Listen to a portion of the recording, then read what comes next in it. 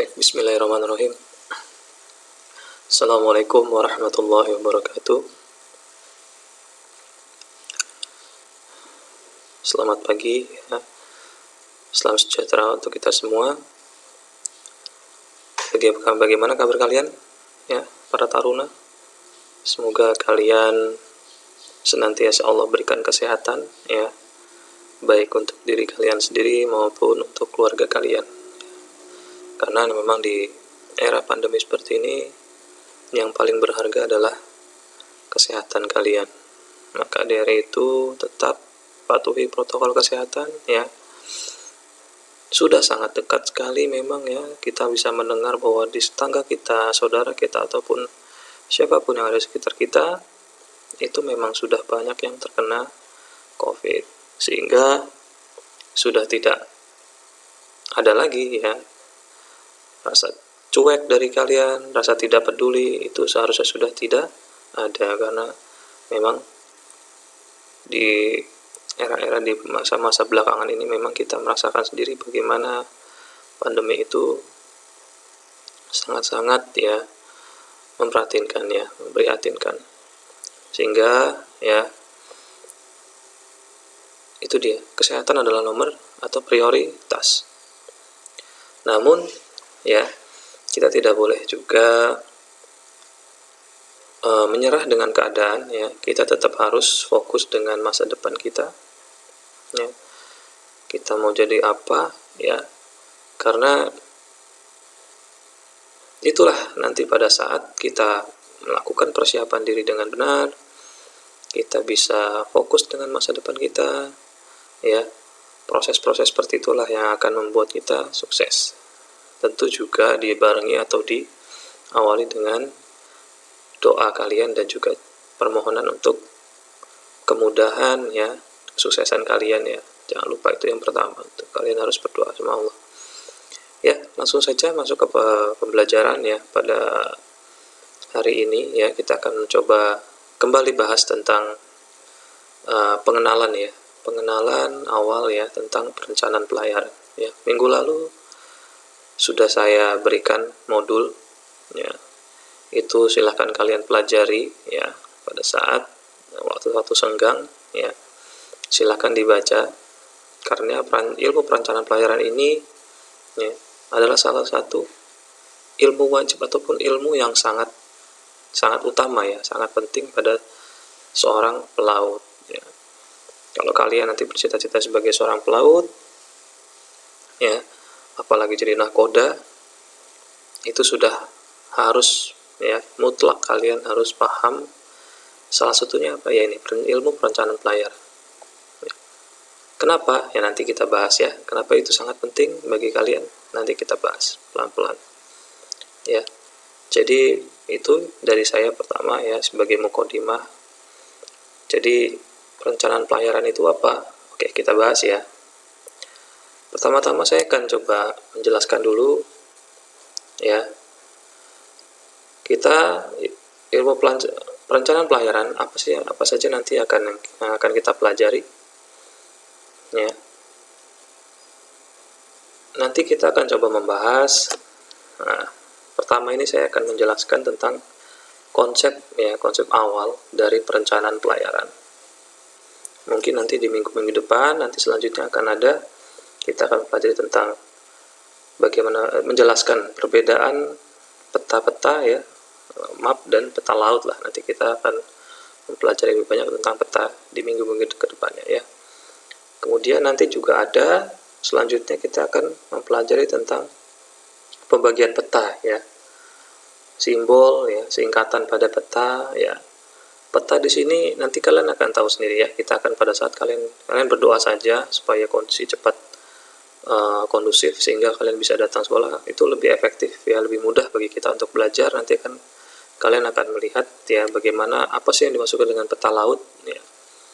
Tentu kalian, saya yakin sebagian besar sudah paham ya apa itu peta ya. Namun peta yang digunakan pada saat kegiatan pelayaran itu berbeda ya. Di sana adalah peta yang memang didesain ataupun dibuat ya untuk menjadi seorang pelaut ya. Bagi seorang yang berlayar itu ada peta tersendiri. Tujuannya apa? Ya, tujuannya untuk mengukur ya. Kita tentu tidak, memang di zaman-zaman modern ini kita sudah dimudahkan oleh perangkat kapal yang sangat modern ya. Ada radar, ada GPS, ada, kalau kalian tahu, ada ICE dan lain-lain.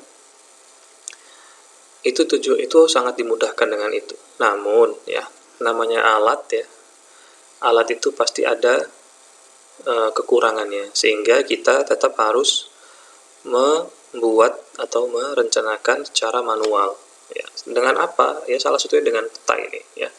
Kita walaupun di GPS terlihat peta ya, kita merencanakan, kita memasang nanti waypoint dan lain-lain di peta, di GPS maksud saya, kita setting di sana ya, tujuan kita berlayar kemana, tetap saja kita harus membuat yang manual di peta yang sebenarnya ya. Oke, jadi itu nanti banyak ya tahu. Jadi pertama-tama saya akan membahas tentang konsep dulu. Jadi apa tujuan perencanaan pelayaran? Ya, tujuan perencanaan pelayaran kira-kira apa, anak-anak? Ya, nanti kita coba lihat. Mungkin kalian sudah ada gambar ya. Kira-kira apa itu tujuan perencanaan pelayaran? Nah, kita bisa lihat ini gambaran ya, pada saat kita berlayar, kita lihat kan, pada saat kita di laut tidak selamanya kita berjalan itu laut aman ya. Tentu pada saat kita mau memasuki pelabuhan ataupun keluar dari pelabuhan ya, kita mau berangkat ya, itu pasti ada perencanaan ya. Itu dia. Kenapa mesti ada perencanaan? Karena ya, untuk keselamatan kita sendiri, intinya itu ya, untuk keselamatan kita dan juga untuk efektivitas atau efisiensi dari bahan bakar. Jadi kita harus bisa menerka-nerka kira-kira kita mau berlayar misalnya dari satu titik ke titik tujuan ya, dari titik base ya, dari pelabuhan misalnya, mau ke fishing ground misalnya. Fishing groundnya daerah mana ya, kita tentukan di mana. Itu kita sudah sebisa mungkin dari awal, bukan sebisa mungkin, malah wajib ya, mutlak kita harus merencanakan di awal ya, sebelum berangkat. Kita menentukan titik-titik seperti ini ya. Ini contoh saja ilustrasi, tapi nanti pada saat di peta sungguhan ya seperti ini juga kita akan coba buat titik seperti ini. Ini apa? Inilah titik-titik, namanya titik waypoint ya. Waypoint itu apa? Titik-titik yang kita bentuk sebagai rute pelayaran kita ya, rute pelayaran, sehingga pada saat kita melakukan pelayaran dari satu titik ke titik yang akhir ya, titik tujuan, kita akan mendapatkan jarak yang efisien ya, efektif. Jadi tidak terlalu jauh, namun juga tidak membahayakan kapal itu sendiri, karena nanti kan di tengah laut bisa jadi ada kita ketemu dengan pulau ya, ketemu dengan karang yang mungkin daerah perairan tersebut dangkal dan lain-lain sebagainya, sehingga kita perlu menghitung seperti itu. Ini gambarannya, kita bisa lihat dari ini ya, layar video. Nah, ini dia. 4 stage of passage planning. Apa itu passage planning? Sama saja ya. Ini bahasa Inggrisnya ya. Jadi 4 tahapan untuk melakukan perencanaan pelayaran. Passage itu sebenarnya jalannya. Planning itu perencanaan. Perencanaan perjalanan atau pelayaran lah kalau di bahasa kita. Di bahasa Indonesia ya, perencanaan pelayaran. Passage berarti di internasional ya, yang terkenal itu memang namanya passage planning atau juga voyage planning ya. Kalau kalian mungkin cari di Google dan lain-lain, nanti kalian akan banyak ketemu apa itu passage planning dan juga voyage planning. Itu intinya adalah sama ya, perencanaan pelayaran itu intinya itu. Jadi kita pengen tahu dulu apa tujuannya perencanaan pelayaran. Nah, ini dia. Tujuan perencanaan pelayaran adalah ya, agar kegiatan pelayaran ya, dari satu tempat ke tempat tujuan dapat berjalan dengan lancar, aman, ya tadi saya bilang aman dan efisien. Ya, itu jadi tujuan dari perencanaan pelayaran. Ya.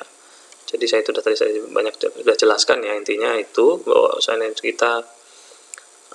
kita kenapa sih kita harus merencanakan, kita melakukan pelayaran itu kita harus merencanakan dulu itu untuk apa ya. Jadi itu dia Tujuan adalah untuk pada saat kita berlayar itu dapat lancar, aman, dan efisien. Ya, itu sudah harus berarti. Karena kita berlayar ya, kita tuh punya tanggung jawab ya, kita membawa suatu aset perusahaan ya, kapal itu kan aset perusahaan ya, yang mana nilainya itu sangat sangat mahal ya, sehingga kita selain kita harus menyayangi diri kita sendiri ya dari kecelakaan, kita juga harus menjaga aset dari perusahaan, bagaimana kapal itu berlayar dengan mestinya ya, dengan semestinya. Jadi tidak melalui resiko-resiko yang berbahaya ya. Kemudian ya, tahapannya apa saja sih ya perencanaan pelayaran. Yang pertama itu ada penilaiannya, appraisal ya, bahasa Inggrisnya ya.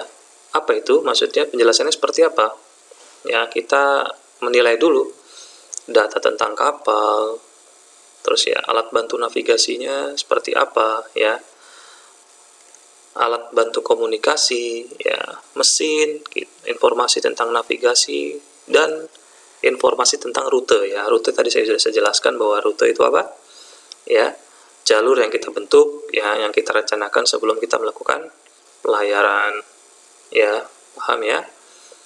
Jadi kita sebelum melakukan pelayaran memang kita tahapannya seperti ini dulu ya. Kita harus tahu data tentang kapal itu seperti apa, kemudian alat-alat bantu navigasi apa saja yang kita butuhkan ya untuk melakukan pelayaran. Tentunya ada banyak ya, ada GPS ya, kalau kalian tahu nanti belajar GPS, radar, ada ECDIS ya, alat dan lain-lain. Kemudian alat bantu komunikasi juga penting ya, radio, SSB, VHF ya. Bisa juga nanti ada kalian belajar komunikasi tentang GMDSS ya, tentang alat-alat keselamatan di kapal ya. Kemudian kita juga harus tahu mesinnya seperti apa ya, maksudnya dalam artian kita harus sebagai perwira ya, kalau kalian sebagai perwira ataupun nahkoda ya, sebagai pejabat di kapal, kita harus tahu karakter dari kapal yang akan kita bawa ya. Mesinnya apakah bermasalah, apakah sudah baik, layak laut, dan lain-lain, itu sudah harus mulai dicek dari awal ya sebelum keberangkatan. Nah, juga informasi tentang navigasi ya, itu apa informasi tentang navigasi? Banyak ya, itu bisa jadi kita melihat perakiraan cuaca ya, kemudian tentang pasang surut ya, kemudian bagaimana nanti iklim di pada saat fishing groundnya seperti apa, apakah sedang musim ikan atau tidak, dan sebagainya ya. Itu maksudnya itu. Kemudian yang kedua tahapannya adalah perencanaan ya. Setelah kita melakukan penilaian, kita juga harus melakukan perencanaan ya. Ini adalah inti dari pembelajaran kita ya. Inti dari pembelajaran kita yaitu perencanaan rute pelayaran ya. Itu tadi saya bilang, saya sebutkan bahwa sebelum kita melakukan pelayaran ya, kita harus merencanakan rute pelayaran ya, tentunya di peta ya, yang saya bilang secara manual.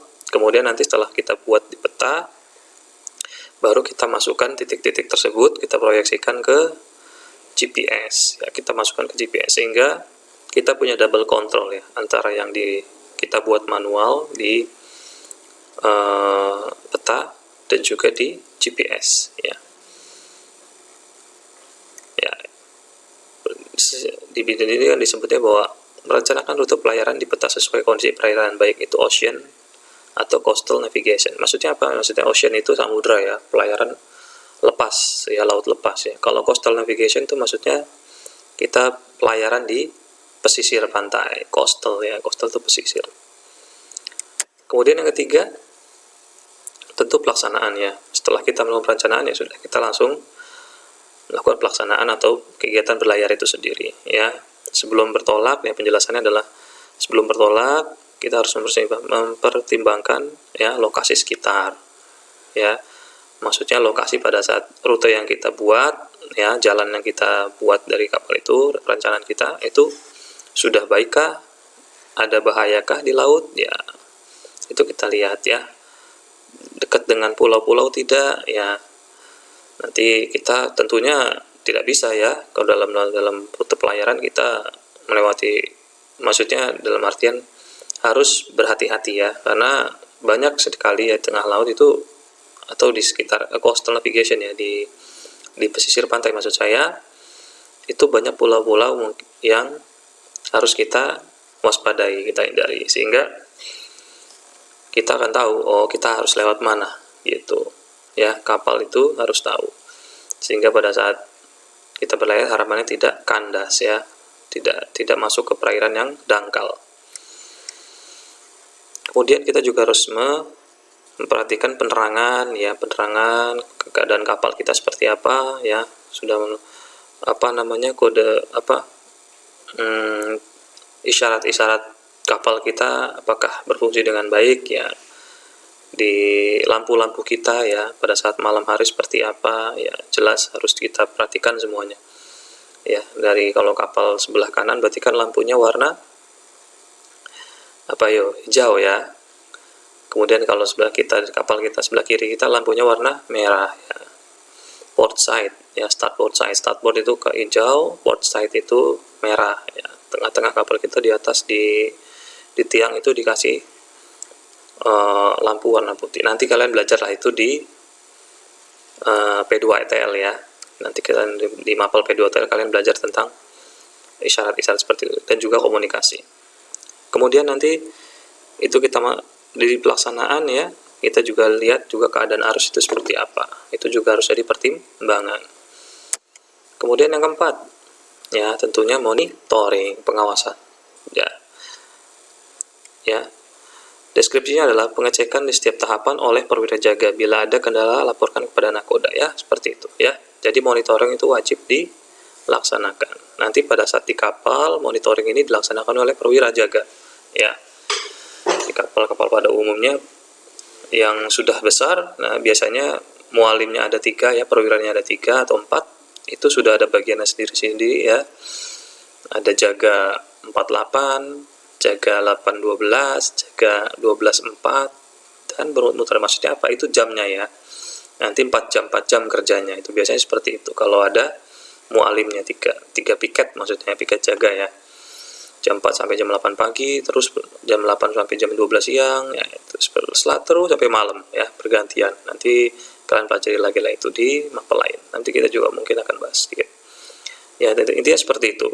Monitoring dilakukan ya, pengecekan. Jadi kalau ada apa-apa, ada kegiatan yang mungkin di luar kendali, maksudnya di luar normal waktu, jadi ada sesuatu yang penting ya, kita wajib atau kendala ya, wajib lapor ke nakoda. Nakoda selalu standby ya, selalu waspada ya, walaupun dia tidak harus selalu turun, tapi dia harus tetap mengecek ya. Nakoda di sini sebagai ujung ataupun jabatan tertinggi ya, yang harus mengecek kondisi atau keamanan dari sebuah pelayaran. Oke, selanjutnya ya, tanggung jawab membuat passage planning ya, tanggung jawab membuat perencanaan pelayaran. Nah, nakoda nih ya, nakoda merencanakan tujuan pelayaran dan menugaskan mualim untuk membuat voyage planning ya. Tentunya gitu ya, nakoda merencanakan terlebih dahulu ya, nanti diinstruksikan atau dilimpahkan ke mualim 2 sebagai tugas utama, tugas pokok mualim 2 ya. Jadi mualim 2 itu bertugas untuk bertanggung jawab terkait navigasi ya. Jadi perencanaan pelayaran itu juga bagian dari tugas mualim 2, sehingga nakoda hanya menginstruksikan untuk perencanaan pelayaran ya. Nakoda bilang, ayo kita berlayar ke Laut Arafuru misalnya gitu ya, atau Selat Malaka. Maka biasanya ya mualim 2 langsung, dia nakoda itu menginstruksikan ke mualim 2 langsung otomatis sigap untuk membuat track atau perencanaan pelayaran ke tujuan, ke fishing ground gitu ya, maksudnya itu.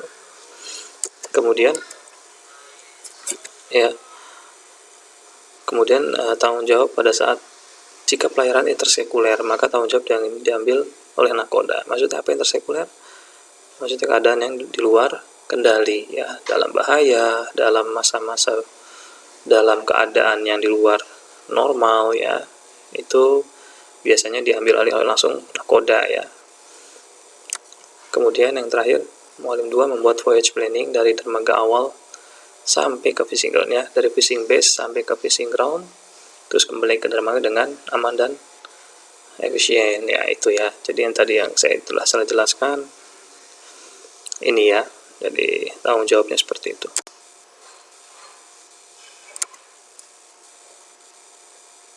Kemudian hal yang harus diperhatikan ya pada saat passage planning ya, ataupun perencanaan pelayaran ya. Jadi kita harus memperhatikan teliti terhadap tanda navigasi ya, bahaya-bahaya navigasi ya, laut itu di peta itu seperti apa, apakah ada kapal karam di sana, apakah perairan dangkal, apakah banyak pulau-pulau ya, seperti apa, atau ada suar. Nah, itu kita harus teliti ya terhadap tanda navigasi ya. Kemudian pada saat di perairan terbatas ya, kita juga harus teliti, harus memperhatikan ya, pada saat ada perairan sempit ya, perairan ramai ya, itu juga kita harus bisa memperhatikan ya pada saat di perairan terbatas. Kemudian detail track diplot pada peta yang baik ya, jadi pada saat kita memplot peta, kita harus mengetahui detail-detail tersebut ya, yang tadi saya sampaikan ya, bahwasanya kita harus memastikan ya bahwa rute pelayaran yang kita lewati itu sudah aman dan baik. Nah, itu juga terakhir adalah menggunakan parallel index. Apabila menggunakan parallel index itu kita juga harus memperhatikan ya, apa itu parallel index. Nah, bisa dicari di YouTube lebih mudahnya ya. Tapi sekilas saja saya jelaskan bahwa parallel index adalah suatu garis bayang ya dari rute pelayaran kita di radar yang berguna untuk alarm ya, ataupun keselamatan jarak kita dengan kanan kiri kita pada saat kita melewati suatu pulau, suatu rute. Kita memastikan bahwasannya kanan kiri kita yang di radar itu jaraknya sesuai dengan ada di peta ya. Misalnya depan kita ada pulau ya, di serong kanan kita di arah jam, misalnya jam 2 kita ya, jam 1 kita itu ada pulau, jam 1 ada pulau. Nah, kita memastikan bahwa jarak yang ada di radar itu sesuai dengan jarak yang ada di peta sehingga aman gitu ya. Tujuannya itu nanti kita belajar lebih banyak ya kalau pada saat kalian masuk di sekolah, kita lihat nanti di radar ya, kita praktekkan parallel index. Baik, bismillahirrahmanirrahim. Assalamualaikum warahmatullahi wabarakatuh. Selamat pagi ya. Salam sejahtera untuk kita semua. Bagaimana kabar kalian? Itu saja ya dari saya ya, semoga bermanfaat. Nanti kita lanjutkan lagi minggu depan ya. Ini hanya pengenalan aja, nanti pada saat lebih lanjut nanti kita bahas di minggu depan ya. Tetap semangat, tetap jaga kesehatan sehingga kita bisa fokus untuk meraih masa depan kita. Itu, terima kasih. Wabillahi taufik. Assalamualaikum warahmatullahi wabarakatuh.